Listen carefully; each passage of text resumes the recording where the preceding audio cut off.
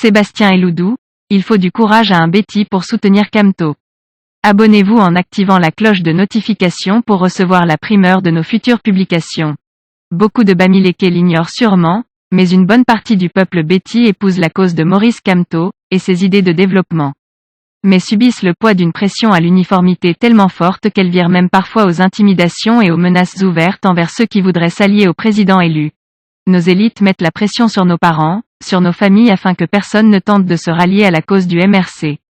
Par conséquent beaucoup de Betty ne soutiennent pas Biya par conviction, mais plutôt par peur ou par intérêt. Et les couples mixtes Bamileke Betty subissent encore plus cette pression au point où cela aboutit même à des séparations.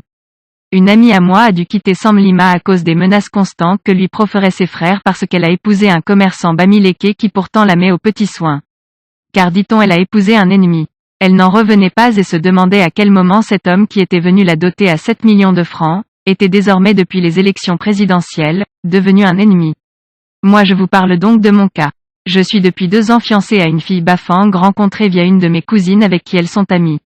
Jusqu'ici je n'avais jamais eu de problème avec qui que ce soit dans ma famille et d'ailleurs même mes parents l'aiment beaucoup et en particulier ma mère et ma grande sœur. Mais mon engagement politique auprès du MRC est en train de provoquer une vive tension au sein de ma grande famille paternelle, au point où je reçois quotidiennement des menaces de la part de ceux-là qui venaient mendier de l'aide auprès de moi. Mon inbox est saturé de menaces et d'injures de la part de mes cousins et de mes oncles qui me qualifient de traître, de parvenu, disant que ma fiancée m'a envoûté etc.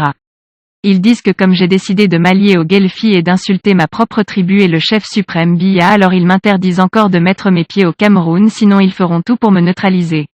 Je vous avoue que ma mère m'a appelé un soir pour me demander de faire un peu profil bas, même si au fond tout le monde sait que ce que je dis dans mes posts sont vrais. Elle m'a dit, fils les temps sont dangereux, ces gens du gouvernement sont aux abois et s'attaquent à tout le monde. Je lui ai dit, maman si vous m'avez envoyé à l'école et avez souffert pour nous donner une bonne éducation malgré la pauvreté c'était pour que soyons des hommes justes dans la société détestant le mal et aimant le bien. Alors je ne peux pas me taire devant les frasques du régime. Sous prétexte que je suis Betty. Et voilà où nous en sommes déjà.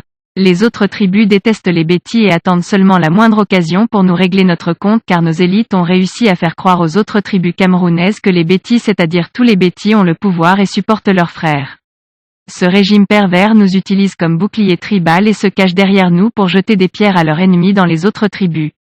Et ainsi, au lieu que les Bamileke voient Famdongo Méon, Claude Abbé, Meka, Dzang, Paul Biya etc. comme des singularités, ils verront tout le peuple Betty qui pourtant souffre même plus qu'eux.